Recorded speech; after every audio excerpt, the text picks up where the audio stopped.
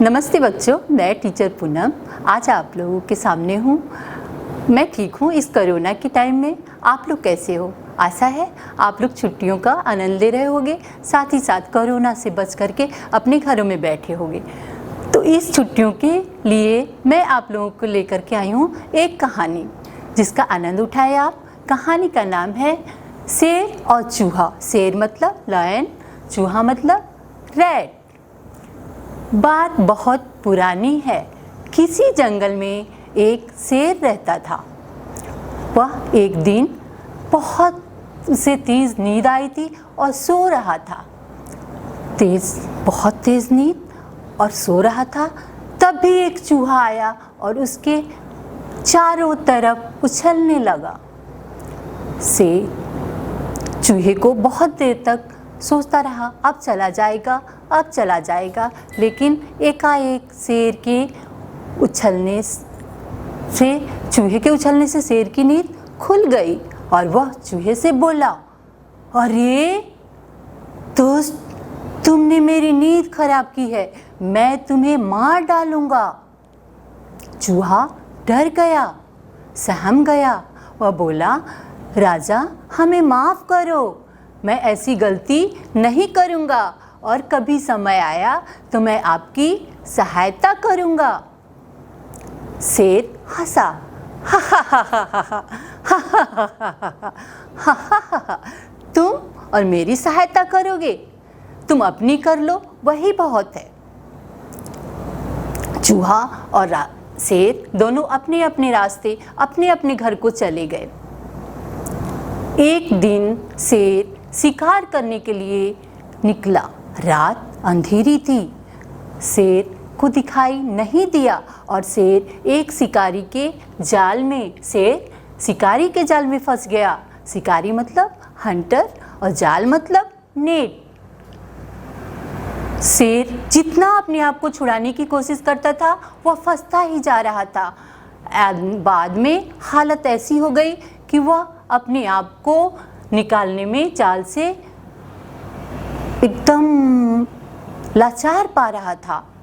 कोशिश जितना करता उतना ही जकड़ता जाता था जाल से वह। और एक समय ऐसा आया कि वह एकदम लाचार होकर गिर पड़ा और वही नेट में, जाल में पड़ा रहा और कराहने लगा दर्द से। उसके कराहने की आवाज़, किसकी? शेर की कराहने की आवाज़ पहुंची चूहे के पास, क्योंकि चूहा वहीं कहीं पास में एक बिल में रहता था। चूहा बिल से बाहर आया। बिल मतलब होल, चूहे के रहने की जगह। चूहा ने देखा शेर लाचार, कमज़ोर, किसी पर दया की दृष्टि से देख रहा था कि कोई ऐसा करिश्मा हो, जादू हो और कोई आए, कोई मिराकल हो और कोई आकर मुझे बचाए। शेर को ऐसी लाचार स्थिति में देखकर चूहे ने धीरे से अपनी तेज दांतों से, नुकीली दांतों से पूरे नेट को काट दिया, जाल को काट दिया। फिर शेर आज़ाद था और शेर ने चूहे को बहुत बहुत धन्यवाद किया। तो बच्चों, इस कहानी से हमें यह सीख मिलती है कि हमें कभी किसी को छोटा नहीं समझना चाहिए। अब हम निकलते हैं कहानी की दुनिया से बाहर और हम करते हैं कुछ पढ़ने की बातें। आज मैं सिखाने वाली हूँ आप लोगों को व्यंजन वर्ण। लेकिन पिछले वीडियो में हम लोगों ने पढ़े थे स्वर वर्ण। तो आज मैं करूँगी उन स्वरों की पुनरावृत्ति और आपको भी मेरे साथ उन स्वरों की पुनरावृत्ति करनी होगी। तो चलिए शुरू होते हैं। अ, आ, ई, उ, ए, ऐ, ओ, औ, अन, अहा। बच गया री। तो इस री को हम पढ़ेंगे दूसरी कक्षा में। बच्चों,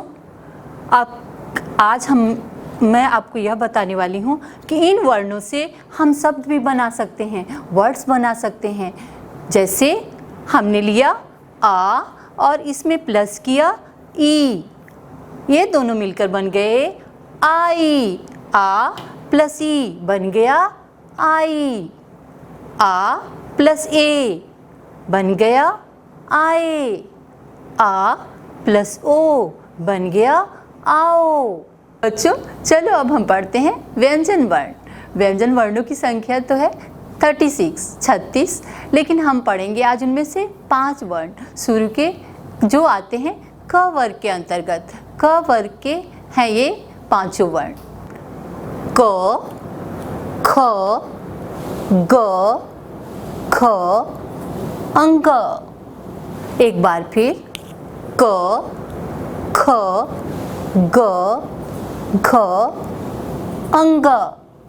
इन वर्णों को अच्छी तरह से समझने के लिए हम इन वर्णों से शब्द बनाना सीखते हैं। शब्द बोलने से इनका उच्चारण सही होगा। तो चलो सीखते हैं शब्द। जैसे क से कमल, क से कप, ख से खाना, ख से खरबूजा, ग से गमला, गगन, घ से घड़ा, घर। अब बारी है अंग की।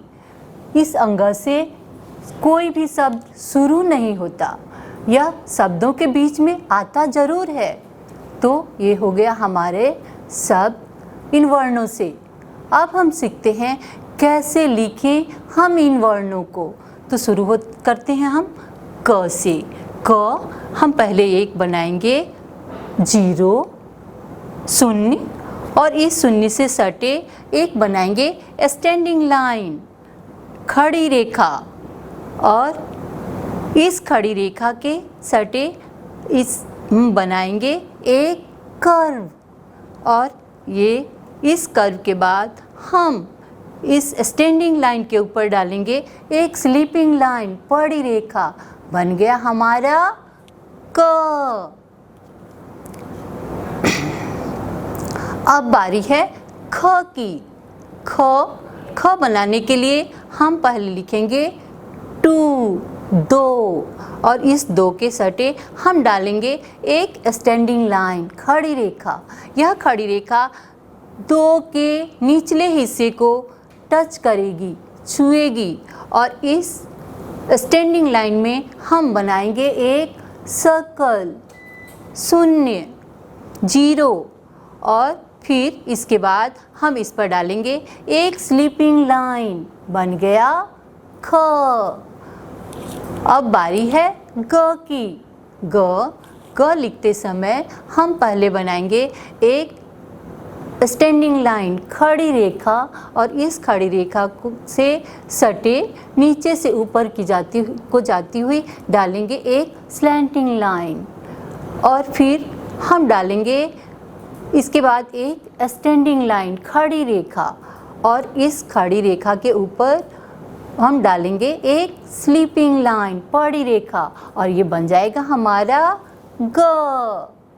अब बारी है घ लिखने की। घ लिखने के लिए हम बनाएंगे पहले एक कर्व सी के जैसा, फिर उसमें डालेंगे हम दूसरा सी। ये दोनों ही कर्व आपस में जुड़े होंगे, और फिर डालेंगे एक स्टैंडिंग लाइन, और इस स्टैंडिंग लाइन के ऊपर और इस दोनों कर्व के ऊपर एक स्लीपिंग लाइन। ये बन गया हमारा घ। अब बारी है अंग की। अंग लिखना बहुत ही आसान है बच्चों, इसमें कोई मेहनत की ज़रूरत नहीं है।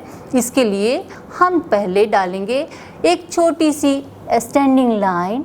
इस स्टैंडिंग लाइन में डालेंगे एक एस, इंग्लिश का एस, या हम यह कह सकते हैं कि स्वर की ई, छोटी ई, और लेकिन छोटी के जैसा यह सर्कल होके नीचे नहीं जाता है, तो हम कहेंगे सिंपली कि हम डालेंगे एक एस, और इसमें एक डालेंगे छोटा सा शून्य बिंदी, और ये बन गया हमारा अंग।